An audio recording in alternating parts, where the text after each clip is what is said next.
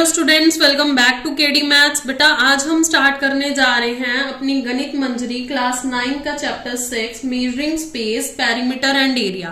तो बेटा आज हम इसकी इंट्रोडक्शन कंप्लीट करेंगे। तो बेटा इमेजिन करो कि 4 एथलीट रेस के लिए रेडी खड़े हैं, सबको 100 मीटर दौड़ना है, लेकिन जब ट्रैक गोल है तो सभी एक ही स्टार्टिंग लाइन से स्टार्ट क्यों नहीं करते। आप इमेज में देख पा रहे होगे कि जो एथलीट है आउटर लेन में जो खड़ा है वो सबसे आगे दिखाई दे रहा है और जो दूसरा है इनर लेन में खड़ा है वो सबसे पीछे दिखाई दे रहा है। तो क्या इसका मतलब ये है कि आउटर लेन वाला जो एथलीट है उसको एडवांटेज मिल रहा है? तो बेटा इसका मतलब बिल्कुल नहीं है कि उसको एडवांटेज मिल रहा है। आउटर लेन वाला ज्यादा डिस्टेंस दौड़ेगा अगर हम उसका स्टार्टिंग पॉइंट सेम कर देंगे। ऐसा क्यों होता है? क्योंकि इनर लेन जो है वो स्मॉल कर्व्ड पाथ ट्रेवल करती है और आउटर लेन जो है वो बिग कर्व पाथ कवर करती है। तो इसीलिए आउटर लेन में जो स्टैंडिंग पॉइंट है, स्टार्टिंग पॉइंट है, उसको थोड़ा सा आगे रखा जाता है। ठीक है बेटा, आप देख रहे होंगे 1 2 3 4 जितने जैसे जैसे नंबर बढ़ता जा रहा है वैसे वैसे उनकी पोजीशन क्या होती जा रही है, आगे होती जा रही है। और इसी पॉइंट को, इसलिए जो आउटर लेन में स्टार्टिंग पॉइंट को थोड़ा सा आगे रखा जाता है ना, इसी पॉइंट को हम कहते हैं स्टैगर। अब स्टैगर को समझने के लिए हमारे लिए सबसे ज्यादा जरूरी ये है कि हम सर्कल के आसपास के एरिया, मतलब उसका डिस्टेंस, वो सारी चीजें समझें। तो बेटा यहीं से हमारा पहला टॉपिक स्टार्ट होता है, पेरीमीटर ऑफ शेप। क्या है हमारा पहला टॉपिक? पेरीमीटर ऑफ शेप, किसी भी शेप का पेरीमीटर। ठीक है बेटा, तो अब देखो सबसे पहले पेरीमीटर होता क्या है। पेरीमीटर क्या होता है? पेरीमीटर होता है कोई भी शेप है उसकी जो बाउंड्री होती है ना, ये जो बाउंड्री है, जैसे मैंने यहाँ पर रेक्टेंगल बनाया है तो इसकी जो बाउंड्री है उसको हम मेजर करेंगे तो वो क्या आ जाएगा, उसकी टोटल लेंथ जो होगी वो क्या आ जाएगी हमारे पास, पेरीमीटर। चलो इनके कुछ एग्जांपल्स देखते हैं। जैसे एग्जांपल 1 में अब मैंने रेक्टेंगल बनाया तो हम रेक्टेंगल ही ले लेते हैं। लेट्स से कि इसकी जो लेंथ है वो a है और जो इसकी विड्थ है या ब्रेथ है वो है b। ठीक है, तो हमारे पास लेंथ क्या आ गई बेटा? लेंथ आ गई a। ब्रेथ क्या आ गई हमारे पास? ब्रेथ आ गई हमारे पास b। तो पेरीमीटर मैंने आपको क्या बोला? पेरीमीटर जो होता है वो सारी साइड्स का सम होता है। तो अगर ये लेंथ a है तो ये भी लेंथ a होगी, अगर ये विड्थ b है तो ये भी विड्थ क्या होगी, b। तो हम इसे लिख सकते हैं a plus b plus a plus b, है ना, a plus b, b plus a plus b। तो इस तरीके से आ गया। अब देखो 2a है हमारे पास और 2b है, तो अगर मैं 2 को कॉमन निकाल दूं तो ये आ जाएगा a प्लस b। तो ऐसे ही तो हमारा पेरीमीटर का फॉर्मूला होता है ना रेक्टेंगल का, तो ये हमने बता दिया कि किस तरीके से निकलता है। अब दूसरा एग्जाम्पल देख लेते हैं। एग्जाम्पल 2 है हमारे पास, हमारा हम स्क्वायर ले लेते हैं। ठीक है, स्क्वायर जो है, जैसे ये स्क्वायर है, स्क्वायर की तो सारी साइड्स क्या होती हैं, इक्वल होती हैं, है ना। हर बच्चे को पता है ए और ए। तो चलो इसका अगर पेरीमीटर निकालना है तो क्या करेंगे, इसके लिए लिख लेते हैं, लेट, पहले ये लिख लेते हैं कि सारी साइड्स क्या हैं, let the sides of square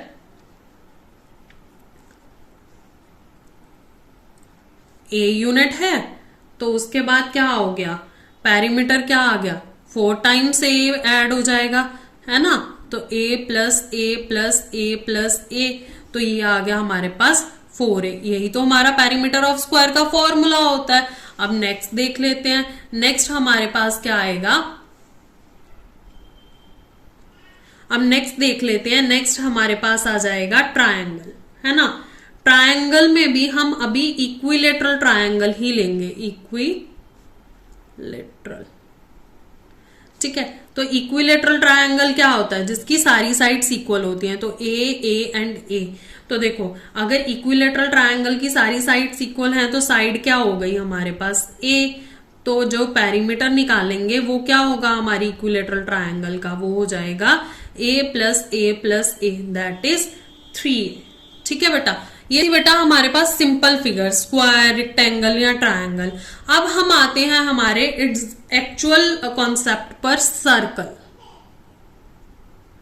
बेटा सर्कल, जैसे ये सर्कल मैंने ड्रॉ किया, सर्कल की तो कोई साइड ही नहीं होती। अगर सर्कल की कोई साइड नहीं होती तो हम इसका रेडियस कैसे पेरीमीटर कैसे निकाल सकते हैं, है ना। जो स्क्वायर है या ट्रायंगल है उसमें तो साइड होती है, इसलिए उनका पेरीमीटर निकालना इजी है। लेकिन सर्कल में कोई स्ट्रेट साइड नहीं होती, तो इसका पेरीमीटर कैसे निकालेंगे। सर्कल के सेंटर से बाउंड्री तक का जो डिस्टेंस होता है ना, जैसे सर्कल का सेंटर है और इसकी जो बाउंड्री है इसको कहते हैं, इसका जो डिस्टेंस है ये होता है r मीन्स रेडियस। ठीक है, r मीन्स रेडियस। ठीक है बेटा, तो अब हम सर्कल की जो आउटर लेंथ निकालते हैं ना, ये जो पूरी होगी इसको हम कहते हैं सरगमफ्रेंस। ठीक है बेटा, क्या बोलेंगे हम इसको, सरगमफ्रेंस। तो जैसे हमारे पास स्क्वायर है, रेक्टेंगल है या ट्रायंगल है, उनका जब पेरीमीटर निकालते हैं, उनकी बाउंड्री की लेंथ निकालते हैं, तो उसे हम कहते हैं पेरीमीटर। और जो सर्कल की बाउंड्री की लेंथ निकालते हैं ना, उसको कहते हैं हम सरगमफ्रेंस। ये भी एक तरीके से अगर हम बोले तो ये हम क्या निकाल रहे हैं सर्कल का पेरीमीटर ही निकाल रहे हैं। ठीक है, लेकिन इसको पेरीमीटर नहीं बोला जाता, इसको बोला जाता है सरगमफ्रेंस। अब देखो सरगमफ्रेंस और डायामीटर। डायामीटर क्या होता है, सबसे पहले हम ये समझेंगे डायामीटर क्या होता है। बहुत सारे बच्चों को पता भी होगा। डायामीटर है हमारा, जैसे रेडियस है तो डायामीटर क्या करता है, अगर मैं इसी रेडियस को हाफ इस तरफ भी रेडियस बना दूं तो ये पूरी लाइन, एक स्ट्रेट लाइन जो हमारे सेंटर से पास होके दोनों साइड्स को टच कर रहा है, ये वाली लाइन, ये क्या है हमारी डायामीटर। ठीक है, तो डायामीटर जो है वो सेंटर से टच जाता है, पास होके जाता है और साइड सर्कल की साइड्स को टच करता है। तो ये हमारी पूरी लाइन हो गई। अगर मैं ए बी लिख दूं तो ए बी जो है वो मेरा है डायामीटर। ठीक है बेटा, सेंटर को ओ लिख देते हैं। तो अब अगर हम अलग अलग मेजरमेंट करें ना, देखो सर्कल से अगर सेंटर से हम इसकी मेजरमेंट करें सर्कल को, तो हमारे पास ना एक फिक्स रेशो आती है। क्या फिक्स रेशो आती है, अगर मैं C अपॉन में D करूं, मीन सरगमफ्रेंस और डायामीटर को डिवाइड करूं, हर सर्कल में मेरे पास एक फिक्स रेशो आएगी, वो आएगी 3.14। अब बहुत सारे बच्चों को पता होगा कि 3.14 किसकी वैल्यू होती है। बिल्कुल बेटा, ये होती है हमारे पास पाई की वैल्यू। ठीक है, किसकी वैल्यू होती है, पाई की वैल्यू। तो इसलिए हम कह सकते हैं कि अगर C अपॉन में D है तो ये हमारा किसके इक्वल हो गया, पाई के इक्वल हो गया। ठीक है, अब देखो सरगमफ्रेंस का फॉर्मूला, मतलब हमारे पास पेरीमीटर ऑफ रेक्टेंगल है, पेरीमीटर ऑफ स्क्वायर है, पेरीमीटर ऑफ ट्रायंगल है, लेकिन हमारे पास सरगमफ्रेंस ऑफ सर्कल नहीं है। तो यहां से हम निकालेंगे अपना सरगमफ्रेंस का फॉर्मूला। तो देखो, अगर ये मेरा सरगमफ्रेंस है, डी इस तरफ इंटू हो रहा है तो यहां पे चला जाएगा, तो क्या हो जाएगा, पाई इंटू डी। ठीक है, अब डायामीटर जो होता है, रेडियस के कॉन्सेप्ट में निकालें तो डायामीटर क्या होता है, 2r, है ना। डबल रेडियस, देखो अगर ये पूरा डायामीटर है, अगर रेडियस लिखना हो तो ओ ए बी रेडियस है और ओ बी बी रेडियस है, तो मतलब दो रेडियस आ गए ना एक डायामीटर में, तो वही चीज तो मैंने लिखी। तो अगर मैं डायामीटर को रिप्लेस कर दूं तो ये क्या आ जाएगा, 2πr। तो बेटा ये दो फॉर्मूलाज हो जाते हैं मेरे पास सरगमफ्रेंस के। हम पाई डी लिखते हैं जब हमारे पास डायामीटर गिवन होता है, और हम रेडियस लिखते हैं 2πr लिखते हैं जब हमारे पास रेडियस गिवन होता है। ठीक है, जब आपके पास डायामीटर गिवन है तो आप डायरेक्ट भी ये फॉर्मूला अप्लाई कर सकते हो, पाई डी वाला। ठीक है बेटा आज तो हमारे पास कैलकुलेटर्स हैं, तो हम कोई भी वैल्यू बड़े आराम से निकाल सकते हैं। लेकिन आपने सोचा है कि जो पुराने मैथमेटिशियंस थे उन्होंने पाई की वैल्यू कैसे फाइंड की थी, तो उन्होंने क्या किया था, सर्कल के अंदर और बाहर पॉलीगॉन्स बनाए थे। ठीक है, तो अब दो पॉलीगॉन्स हम पढ़ेंगे। पहला पॉलीगॉन है हमारे पास इंस्क्राइब्ड पॉलीगॉन। इंस्क्राइब्ड पॉलीगॉन क्या होता है, इसके जो वर्टेक्सेस होते हैं ना बेटा, आप फिगर में भी देख पा रहे होगे, वर्टेक्सेस क्या होते हैं, इसके वर्टेक्सेस सर्कल के अंदर होते हैं। ठीक है, और पॉलीगॉन जो है वो सर्कल से अंदर लोकेट हो रहा होता है, और इसको हम कहते हैं इंस्क्राइब्ड पॉलीगॉन। ठीक है, और दूसरा आ जाता है हमारे पास सरगमस्क्राइब्ड पॉलीगॉन।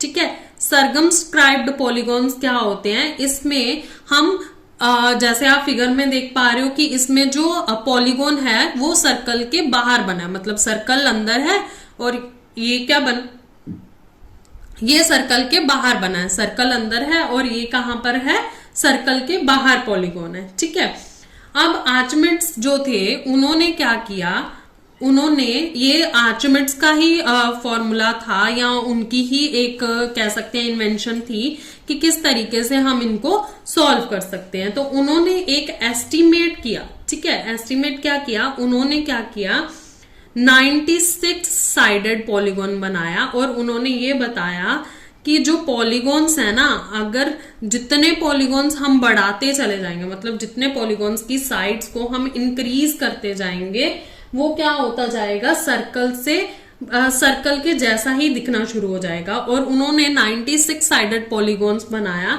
और उन्होंने देखा कि 3 10⁻71 जो है और पाई और 3 1⁻7, मतलब पाई की वैल्यू इन दोनों के बीच में आ रही है। दैट मीन्स पाई की वैल्यू जो लगभग है, अगर इसको सॉल्व करें तो 3 आता है और इसको सॉल्व करेंगे तो 3.142 आएगा। तो मतलब पाई की वैल्यू जो है इन दोनों के बीच में रह रही है कहीं। तो पाई की वैल्यू क्या है, 3.14 है ना, मतलब आगे सॉल्व करोगे तो इन बिटवीन नहीं आएगी। ठीक है, तो उन्होंने ये सॉल्व किया कि जो हमारे पास सर्कल है ना, उसका जो एरिया है वो इस सरकमफ्रेंस है वो कुछ इस तरीके से ही सॉल्व होगा। ठीक है बेटा, अब हमारे पास पाई जो है वो इर्रेशनल वैल्यू है। ये आप कितनी बार समझ चुके हो कि पाई जो है इर्रेशनल वैल्यू किस तरीके से है, वो सारी चीजें हमने पढ़ी हुई है। अब नेक्स्ट टॉपिक आता है लेंथ ऑफ एन आर्क। क्या आता है, लेंथ ऑफ एन आर्क। अब बेटा आर्क क्या होती है, आर्क जो है ना, सबसे पहले हमें ये पता होना चाहिए कि आर्क होती क्या है। जैसे हमारे पास एक सर्कल है, ठीक है, सर्कल का कुछ पार्ट, फॉर एग्जाम्पल मैं यहां से यहां तक आपको बोल दूं तो ये मेरे पास आर्क है, ए बी मेरे पास आर्क है। इसी तरीके से अगर थोड़ा सा और बड़ा कर दिया जाए तो वो भी मेरे पास आर्क होगी। मतलब होल सर्कल का सरकमफ्रेंस पे होल सर्कल नहीं लेना है, हमने उसका कुछ पार्ट लेना है। ठीक है, तो उसी को हम कहते हैं आर्क। ठीक है, अब हम देखते हैं, इमेजिन करो कि हम एक सर्कल को उसके डायमीटर से एग्जैक्टली हाफ कर देते हैं और हमें क्या मिलेगा, हमें मिलेगा एक सेमी सर्कल। देखो हमने क्या किया, सर्कल लिया, उसको बिल्कुल हाफ कर दिया, डायमीटर से हमने क्या कर दिया, हाफ कर दिया। तो ये ऊपर भी क्या है, सेमी सर्कल, और नीचे भी क्या है, सेमी सर्कल है। तो कंप्लीट सर्कल की आर्क की लेंथ क्या होती है, मींस अगर कंप्लीट सर्कल का हमने सरकमफ्रेंस देखना है तो वो था 2πr, है ना। तो अगर मेरे को सेमी सर्कल का देखना है तो ये तो हाफ हो गया। तो हम क्या करेंगे, सेमी सर्कल की आर्क जो होगी, सेमी सर्कल लिख देते हैं, सेमी सर्कल, तो इसकी जो आर्क होगी वो 2πr डिवाइडेड बाय 2 होगी, क्योंकि इसका हाफ हो गया। तो ये क्या आ गया, पाई आर। ठीक है बेटा, तो सेमी सर्कल के आर्क की लेंथ कैसे निकालते हैं हम, या फिर मैं ये कह दूं कि सेमी सर्कल किस तरीके से निकालेंगे, तो पाई आर के तरीके से। लेकिन एक चीज याद रखना, हम सिर्फ इसका कर्व निकाल रहे हैं, कर्व मींस ये निकाल रहे हैं, हम इसमें डायमीटर की लाइन को इंक्लूड नहीं कर रहे। ठीक है बेटा, तो हम सिर्फ इसका कर्व निकालने के लिए ये फॉर्मूला लगाएंगे पाई आर। अब देखो रिफ्लेक्शन से भी आप समझ सकते हो, आपको एक इमेज दिख रही होगी। अगर फिगर में एक डायमीटर ए बी इमेजिन कर लो और एक साइड रेड सेमी सर्कल है और दूसरी साइड ब्लू सेमी सर्कल है, अगर हम फिगर को डायमीटर मतलब ए बी को अक्रॉस रिफ्लेक्ट करें तो red semi circle blue semi circle की जगह पर आ जाएगा, है ना। अगर हम उसको डबल करें तो वो हो जाएगा। तो इससे हमें क्या पता चलता है, इसका मतलब है कि दोनों सेमी सर्कल की आर्क की लेंथ क्या होगी, एकदम इक्वल होगी। ठीक है बेटा, तो यहां से हमें समझ में आ गया कि सेमी सर्कल की आर्क हम किस तरीके से बनाते हैं। अब हमारा नेक्स्ट अगर हमें देखें तो हमारे पास क्या आता है, अब है हमारे पास क्वार्टर सर्कल। हमने सेमी सर्कल तो देख लिया, अब नेक्स्ट है हमारा क्वार्टर सर्कल। क्वार्टर सर्कल क्या होता है बेटा, क्वार्टर का मतलब क्या होता है, क्वार्टर का मतलब होता है 1/4, है ना। अगर क्वार्टर है, क्वार्टर मींस 1/4, तो सर्कल का 1/4 करना मींस ये और ये हो गया हमारे पास। जैसे ये पार्ट है, ये पार्ट है, ये सारे क्या है, 1/4 में बटे हुए हैं। तो अब इसको एक और अब इसको एक और इंटरेस्टिंग केस में समझो कि जैसे हमने इनको 4 पार्ट्स में बांट दिया, तो फिर से हमारे पास जो सर्कल था, सरकमफ्रेंस था सर्कल का, वो क्या था 2πr। अब हमें क्या करना है, हमें इसका निकालना है 4th पार्ट।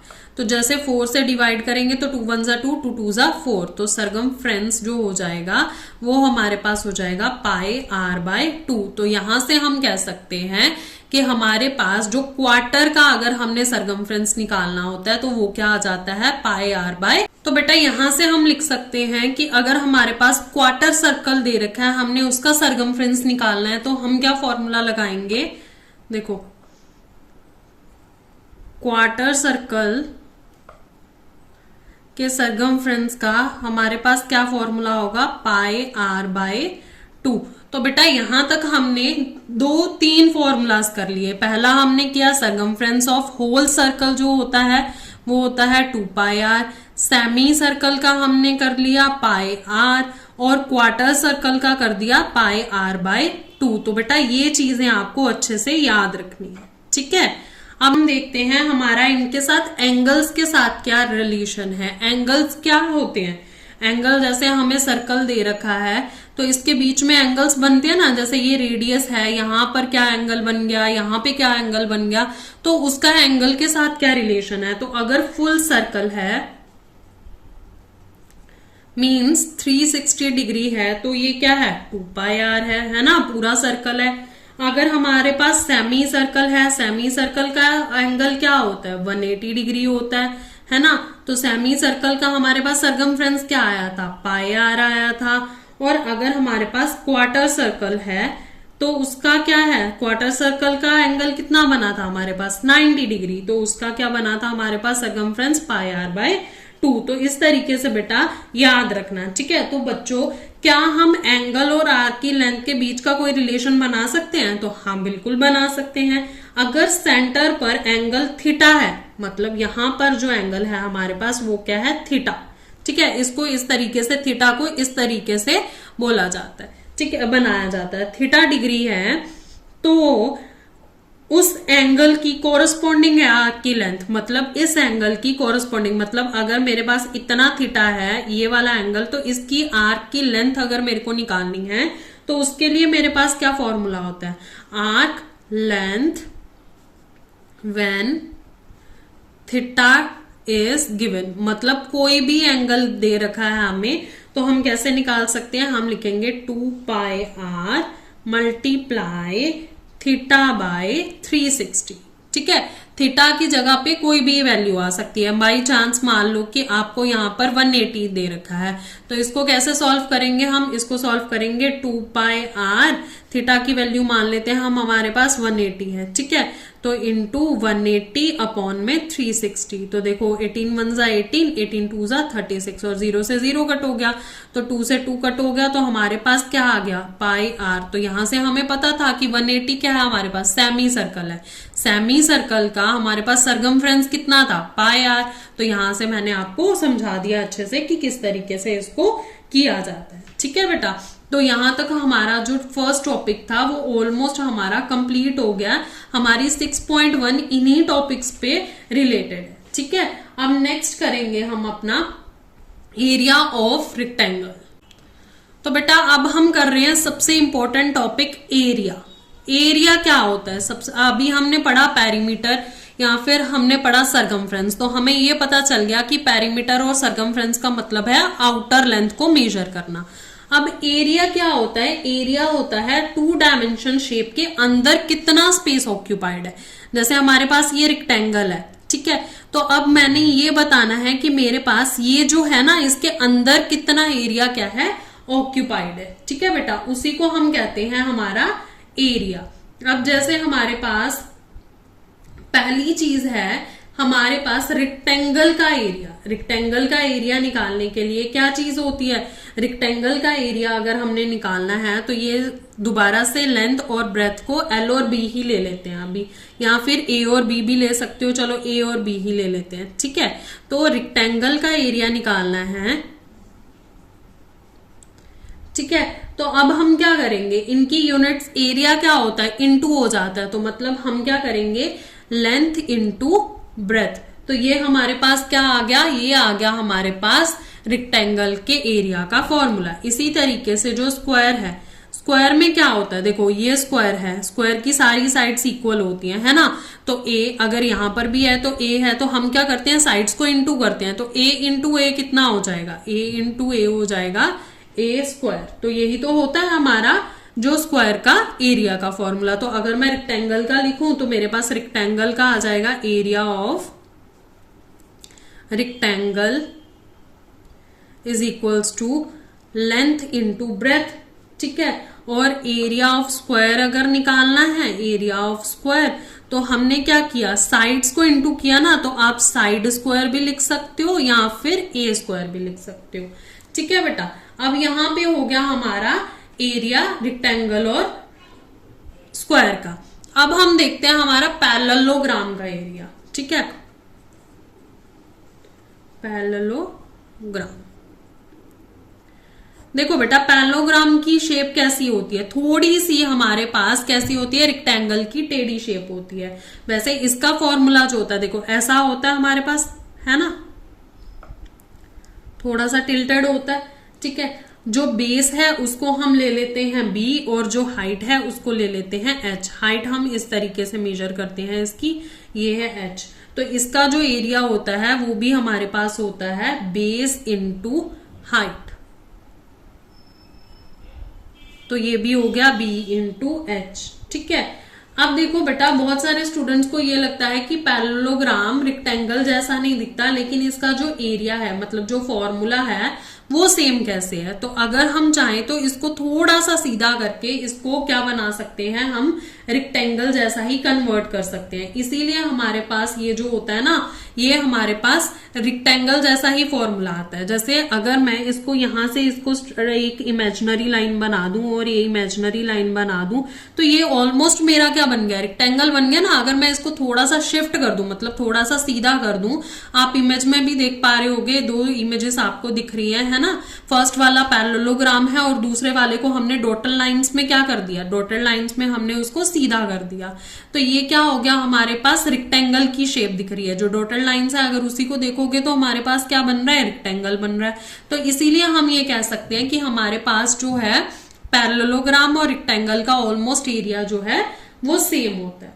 बेटा अब एक चीज हमें हमारी बुक में और दे रखी है, उन्होंने बोला है कि अगर हम पैरेललोग्राम को थोड़ा थिन और स्लांटेड कर दें, आप इमेज में भी देख पा रहे होगे पैरेललोग्राम क्या है, थिन हो गया और थोड़ा सा स्लांट हो गया। तो क्या इसमें जो है हमारे पास हमारा एरिया का जो फॉर्मूला है वो चेंज हो जाएगा? तो नहीं बेटा, हमारा एरिया का फॉर्मूला जो चेंज नहीं होगा, ठीक है। हमारा एरिया का फॉर्मूला सेम ही रहेगा, शेप थोड़ी सी चेंज जरूर हुई है, लेकिन हमारे पास क्या होगा, हमारे पास एरिया जो है वो सेम ही रहेगा, ठीक है। तो यहां से हमें मिल गया एरिया। अब आते हैं हमारे next topic, area of triangle. Area of triangle, अभी तक हमने क्या पढ़ा, हमने पढ़ा स्क्वायर का एरिया, रेक्टेंगल का एरिया और ऑलमोस्ट हमने पैरेललोग्राम का भी एरिया पढ़ा, है ना। एरिया ऑफ ट्रायंगल क्या होता है बेटा, ट्रायंगल का एरिया जो है वो हमारे पास आ जाता है area half into base into height, ठीक है। जैसे हमारे पास ये हमारा ट्रायंगल है, तो ये हमारी क्या हो गई हाइट, ये हो गया बेस, तो ये बेस है ये हाइट है, ठीक है। तो ये हमारे पास हो जाता है half into base into height. अब हमारे पास ट्रायंगल और रेक्टेंगल का भी कनेक्शन होता है। देखो ट्रायंगल और रेक्टेंगल का कैसे कनेक्शन होता है, ये तो हमें पता है कि हमारे पास half into base into height, ये हमारे पास फॉर्मूला आ गया, ठीक है। अभी आप इमेज देख पा रहे होगे कि मैंने एक इमेज दी है ABCD, हमारे पास एक क्या है, रेक्टेंगल है। अगर रेक्टेंगल का हाफ कर दिया तो मेरे पास क्या बन गया, मेरे पास बन गया ट्रायंगल। अब सेम नेक्स्ट वाली भी एक इमेज है EFGHI, है ना। तो इसमें भी क्या आ गया हमारे पास, इसमें भी आ गया हमारे पास दो ट्रायंगल्स बन रहे हैं। EJFH एक साइड ट्रायंगल बन रहा है और EJIG एक दूसरा ट्रायंगल बन रहा है। तो मतलब अगर मैंने दो रेक्टेंगल्स को जोड़ दिया या फिर एक बड़ा जो है वो रेक्टेंगल बना दिया, तो क्या बन गया, मेरे पास दो ट्रायंगल्स बन गए। ठीक है बेटा, तो इसी तरीके से कुछ ना कुछ हम कह सकते हैं कि हमारे पास ये फॉर्मूलाज बन जाते हैं, हमारे पास फिगर्स जो हैं वो बन जाती हैं। सेम अगर हम कहें कि हमारे पास दो ट्रायंगल दे रखे हैं और हम उनसे क्या बना सकते हैं, पैरेललोग्राम बना सकते हैं। तो देखो अब फिगर देखो, ए बी सी और A dash B dash C dash जो है वो मेरे पास दो क्या है, हमारे पास ट्रायंगल्स हैं। अगर हमने इन दोनों को मीट कर दिया तो हमारे पास क्या मिला, ए बी सी डी, एक क्या मिला हमारे पास, पैरेललोग्राम। लेकिन एरिया का ट्रायंगल का एरिया जो है वो हमारे पास क्या है, same, half into base into height. ठीक है बेटा, अब नेक्स्ट आते हैं हमारे मीडियन। अब मीडियन क्या होता है, देखो हमारे पास जैसे हमें ट्रायंगल दे रखी है, ये मेरे पास एक ट्रायंगल है, इसका जो मिड पॉइंट होगा ना बेटा, ट्रायंगल के किसी भी वर्टेक्स को ऑपोजिट साइड से मिड पॉइंट तक ज्वाइन करना, उसी को हम मीडियन कहते हैं। ठीक है, जैसे ये ए है, बी है, सी है और ये जो डी है, मतलब एक वर्टेक्स से दूसरी तरफ मिड में ज्वाइन करना, उसको क्या कहेंगे, मीडियन। तो ये जो है डी जो है वो क्या है, ए डी जो है वो हो गया हमारा मीडियन। ठीक है, डी जो है वो बीसी का मिड पॉइंट है ना, A D is a median and क्या है, D is midpoint of BC। तो यही तो हमें पता था कि भाई ये क्या होता है, ये हमारे पास इस तरीके से शो करते हैं। ठीक है, इसलिए हम कह सकते हैं अगर ये मीडियन है, मीडियन क्या है, D जो है वो मिड पॉइंट है ना BC का, तो हम लिख सकते हैं कि BD is equals to DC होगा।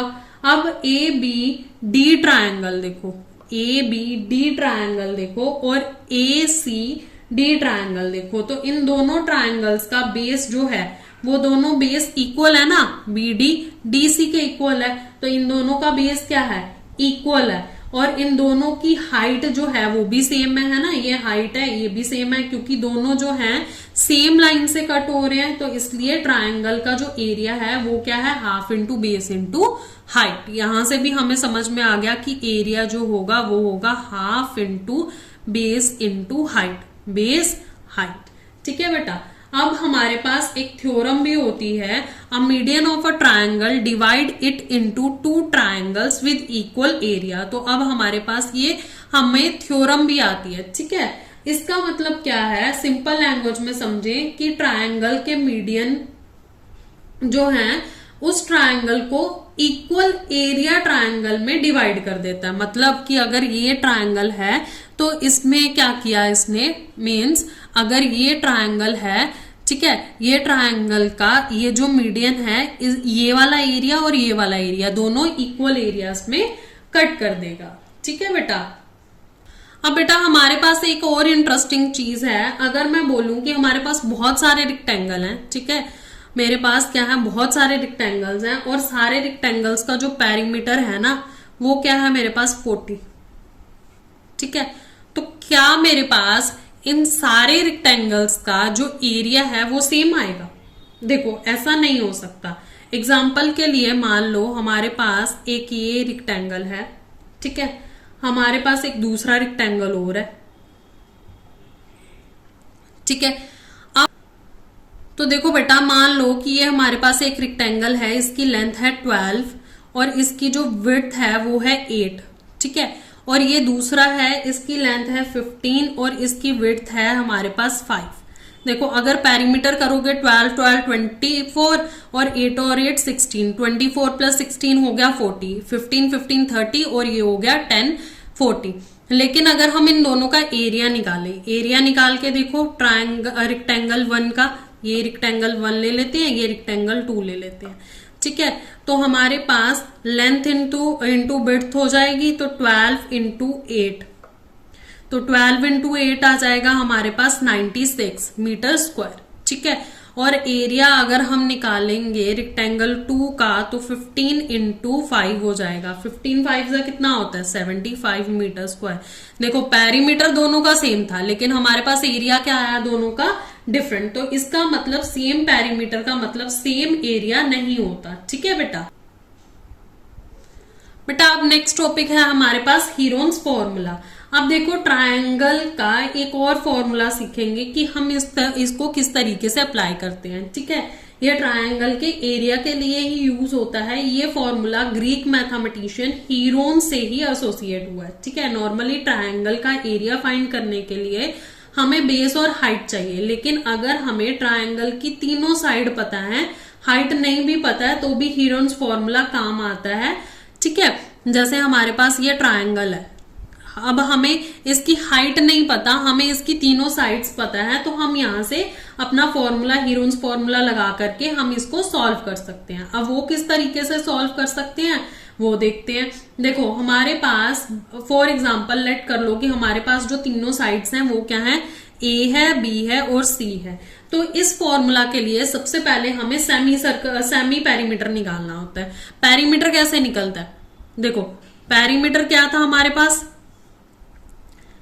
ए प्लस बी प्लस सी था ना, तीनों साइड्स को ऐड करना, तो सेमी पेरीमीटर मतलब उसका हाफ। तो सेमी पेरीमीटर का मतलब आ जाएगा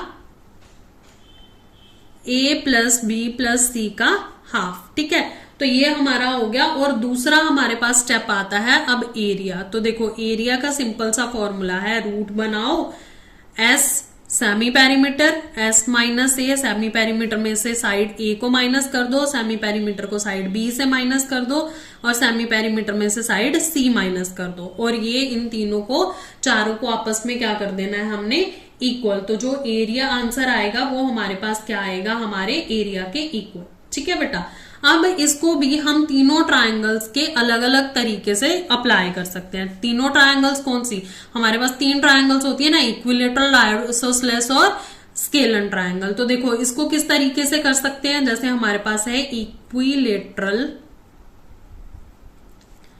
ट्रायंगल, यहीं से हमारे पास इन तीनों के लिए अलग अलग फॉर्मूलाज बन जाएंगे। ठीक है, इक्विलेटरल ट्रायंगल क्या होता है, इक्विलेटरल ट्रायंगल हमारे पास तीनों साइड सेम होती हैं, तो सेमी पेरीमीटर जो बनेगा वो a प्लस ए अपॉन में 3 बन जाएगा, है ना। तो ये क्या आ गया 3a/2, सॉरी यहाँ पर 2 आएगा। ठीक है, अब जब यहाँ पर 2 आ गया तो अब हमने क्या करना है, हम इसे सॉल्व करेंगे। हम अगर अपने फॉर्मूला में पुट करेंगे तो फॉर्मूला क्या था, एस मीन्स हमारा सेमी पेरीमीटर, तो 3a/2 आ गया। अब क्या आएगा हमारे पास s माइनस ए, तो s क्या है 3a/2 माइनस ए, है ना। उसके बाद क्या आ जाएगा 3a/2 माइनस ए और 3a/2 माइनस ए, यही तो आएगा हमारे पास क्योंकि तीनों साइड सेम है। अब इसको सॉल्व करोगे बेटा तो ये आ जाएगा हमारे पास रूट 3a/2। अब यहां से इसका एलसीएम लोगे तो 2 एलसीएम आएगा। ठीक है, तो 3a सेम रहेगा, 2a हो जाएगा, तो 3a में से 2a, देखो 3a माइनस 2a अपॉन में 2, इस तरीके से आएगा हमारे पास 3a माइनस 2a अपॉन में 2, और ये भी आ जाएगा 3a माइनस 2a अपॉन में 2। अगेन इनको सॉल्व करोगे तो ये आ जाएगा रूट 3a अपॉन में 2 और ये आ जाएगा a/2 into a/2 into a/2, यहाँ ½ भी लिख सकते हो। ठीक है, अब देखो यहां पर क्या होगा, अब इसके साथ क्या कर सकते हैं हम, 3 को, जब ये क्या है हमारे पास a 2 2 2 2, तो इनको तो इंटू कर सकते हैं ना हम। तो देखते हैं किस तरीके से कर सकते हैं। देखो ये सारे इंटू हो रहे हैं ना, तो ये क्या हो गया 3a⁴ और अपॉन में 2 2 4 4 2 8 8 2 16, ये आ गया। ठीक है, अब देखो अगर हमने इसका रूट हटाना है तो 3 का रूट तो नहीं हटा सकते हम, है ना, तो रूट 3 आ गया।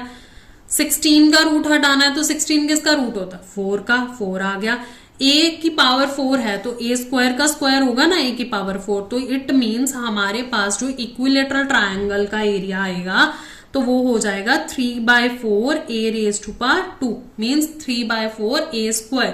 तो ये हमारे पास बेटा अगर आपको इक्विलेटरल ट्रायंगल दे रखा है तो आप सीधा हीरोन्स फॉर्मूला लगा करके इस तरीके से सॉल्व कर सकते हो। तो ये हमारे पास इक्विलेटरल ट्रायंगल का हीरोन्स फॉर्मूला आ गया। ठीक है बेटा, अब नेक्स्ट देखते हैं हम अपना आइसोसेलेस ट्रायंगल के लिए।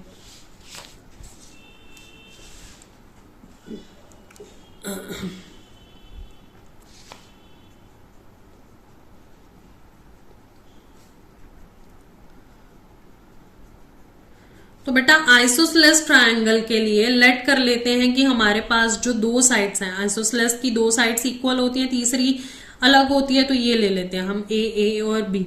ठीक है, तो हमारे पास let A and B are sides. तो सेमी पेरीमीटर क्या हो जाएगा, सेमी पेरीमीटर वैसे एस लिखते हैं, इसको स्मॉल एस लिखते हैं। तो ये हमारे पास क्या हो जाएगा, ये हमारे पास हो जाएगा a प्लस बी अपॉन में 2। तो ये आ गया 2a प्लस बी अपॉन में 2। तो यहां पर अगर 2a अपॉन में 2 प्लस बी अपॉन में 2 लिखूं तो 2 से 2 कट जाएगा, तो ये आ जाएगा a प्लस बी बाय 2, है ना, इस तरीके से आ जाएगा।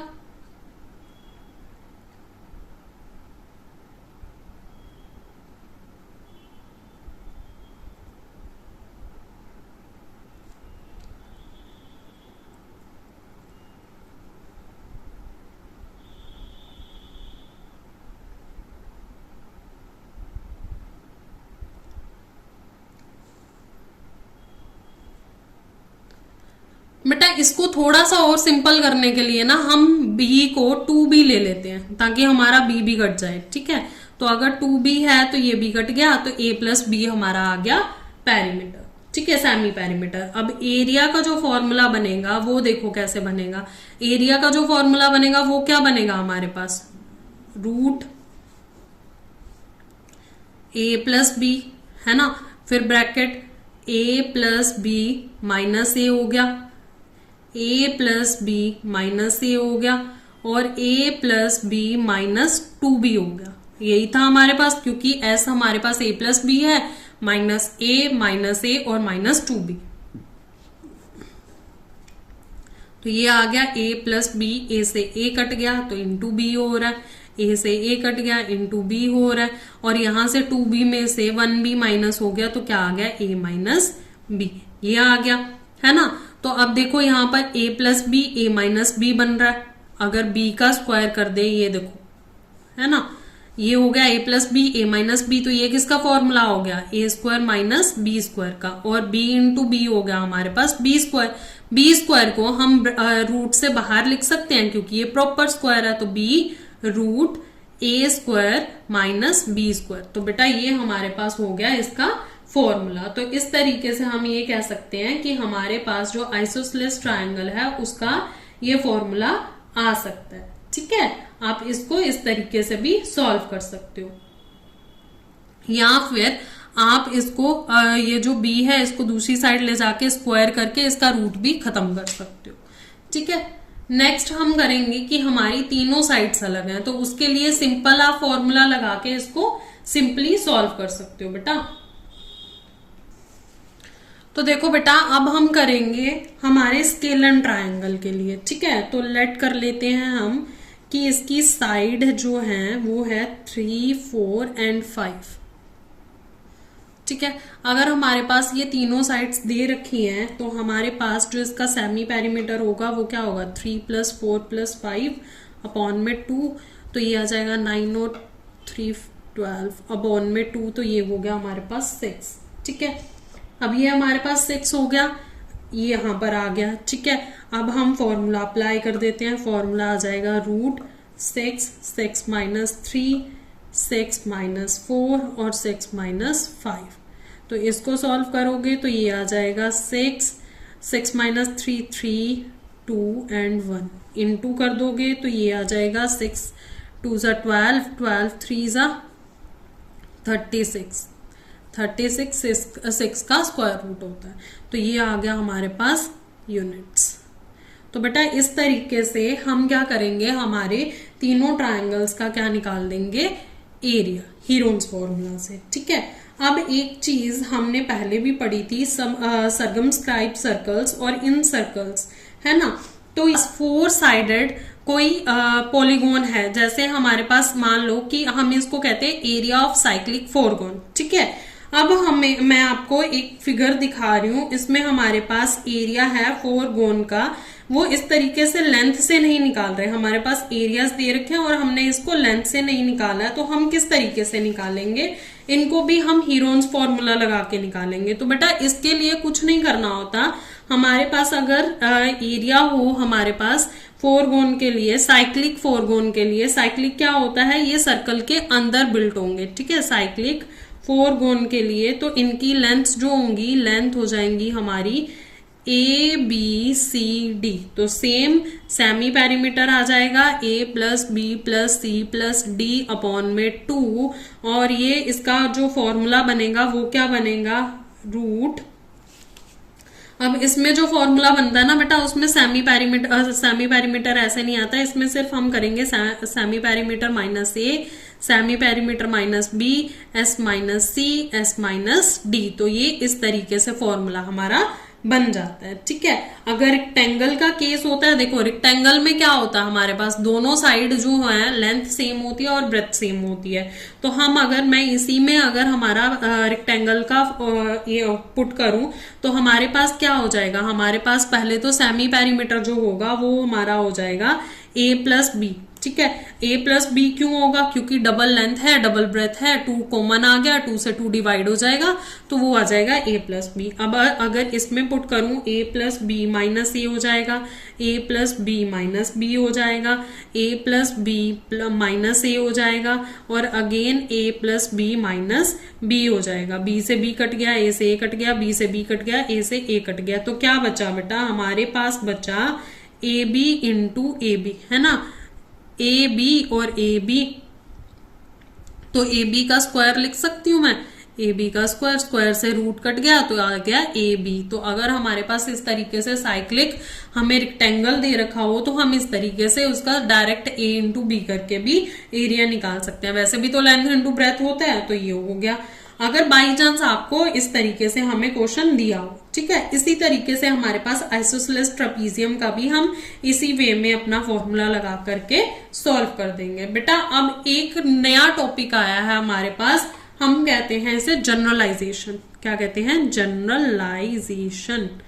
जनरलाइजेशन क्या होता है बेटा, जनरलाइजेशन एक स्पेशल केस होता है, ठीक है। क्या स्पेशल केस होता है, इसका मतलब है कि किसी बड़े या जनरल रूल की ऐसी सिचुएशन जिसमें हम एक एक्स्ट्रा कंडीशन लगा सकते हैं। फॉर एग्जाम्पल जैसे हर स्क्वायर या एक रेक्टेंगल होता है ना, हर स्क्वायर रेक्टेंगल तो होता ही है। हम अगर रेक्टेंगल की लेंथ 10 इंटू 10 ले ले तो वो स्क्वायर हो गया। मान लो मैंने ये बोला कि ये मेरे पास एक रेक्टेंगल है, लेकिन इसकी लेंथ और विड्थ क्या है हमारे पास 10, तो ये क्या हो गया, मेरे पास स्क्वायर हो गया। लेकिन अगर मैं स्क्वायर को ही ऐसे बोल दूं कि इसकी क्या है, ये स्क्वायर है और इसकी लेंथ ये दे रखी है, तो ये भी हो गया, है ना। तो उसमें क्या आ जाता है, एरिया क्या आ जाएगा, a इंटू बी हो जाएगा। और यहां पर क्या होगा, a जो है वो b के इक्वल है। तो ये देखो, अगर मैं इसका एरिया निकालूं तो ये क्या होगा, ये लेंथ इंटू ब्रेथ होगा, है ना। यहाँ पे लेंथ जो है वो ब्रेथ के इक्वल है, सेम है। तो हम यहाँ पर लिख सकते हैं कि एरिया जो है वो हमारे पास क्या आ गया, फिर a इंटू ए ही हो गया ना, तो ये हो गया a स्क्वायर। तो मतलब हमारे पास आंसर सेम हो गया, ठीक है।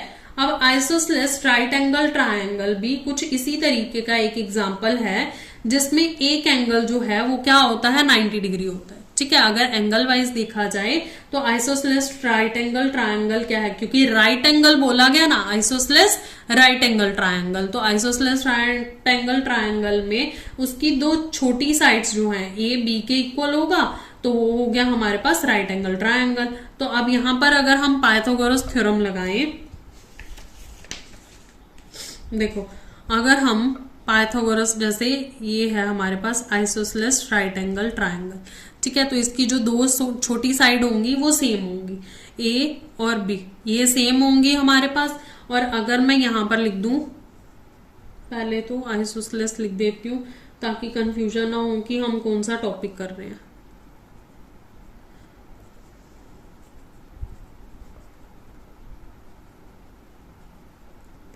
ठीक है, ए जो है वो बी के इक्वल है, तो बाय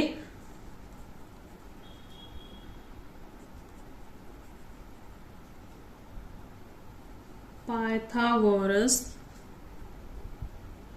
थ्योरम क्या होता है, A square plus B square is equals to C square होता है ना, अगर ये सी है तो, है ना।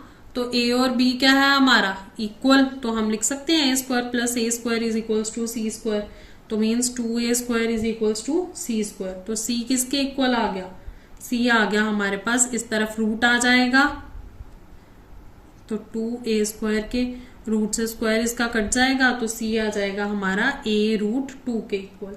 ठीक है, तो ये जो है ये जितने भी हमारे लिए, हम ये कह सकते हैं कि सभी राइट एंगल ट्रायंगल के लिए नहीं बल्कि आइसोसेलेस ट्रायंगल के लिए लिए गए हैं। ठीक है, तो ये एक स्पेशल केस होता है बेटा, इस तरीके से हमारे पास ये स्पेशल केस बन जाते हैं। बेटा अब हम देखेंगे area of sector of a circle.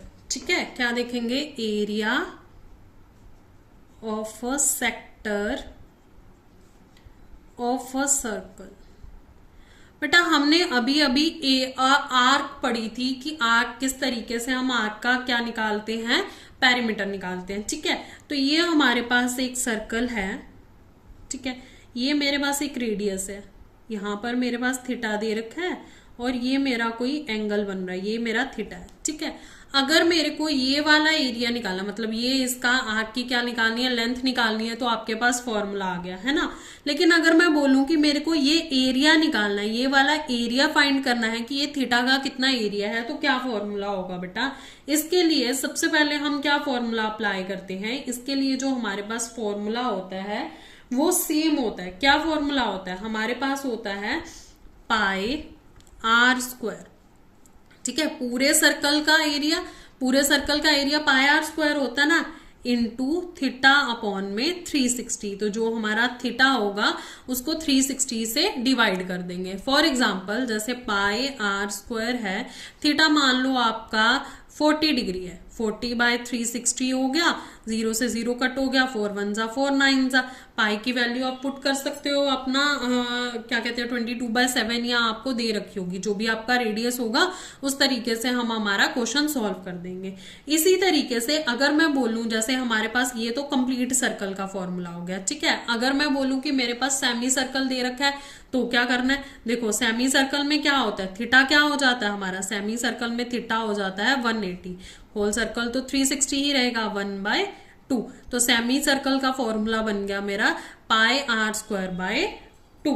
ठीक है बेटा, या फिर आप इसको 1/2 पाई आर स्क्वायर भी लिख सकते हो। अब थर्ड, अगर मेरे को क्वार्टर दे रखा है, ठीक है, अगर मीन्स मेरा थीटा जो है वो क्या है मेरे पास 90 डिग्री है। ठीक है, तो वो कैसे बनेगा, पाई आर स्क्वायर इंटू 90 अपॉन में 360, 90 1 जा 90, 90 4 जा 360, है ना, 9 1 जा 9, 9 4 जा 36 होता है और 0 से 0 आ गया। तो दैट मीन्स इसके लिए मेरा फॉर्मूला बन जाएगा पाई आर स्क्वायर बाय 4, या फिर हम लिख सकते हैं 1/4 पाई आर स्क्वायर। तो बेटा ये हमारे पास जो पूरे कंप्लीट हमारे इस चैप्टर में फॉर्मूलास यूज होने वाले हैं वो मैंने आपको डिटेल में समझा दिए। अब ये चैप्टर बहुत ही इंटरेस्टिंग होने वाला है और बहुत ही ज्यादा लेंदी होने वाला है। इस चैप्टर की जो हम एक्सरसाइजेस हैं नेक्स्ट वीडियो से स्टार्ट करेंगे। नेक्स्ट वीडियो में हम 6.1 करेंगे। अगर कोई फॉर्मूला से रिलेटेड डाउट है तो आप मेरे को कमेंट सेक्शन में लिख सकते हो। वीडियो समझ में आई है तो लाइक करो, अपने फ्रेंड्स के साथ भी शेयर करो और चैनल को सब्सक्राइब करो।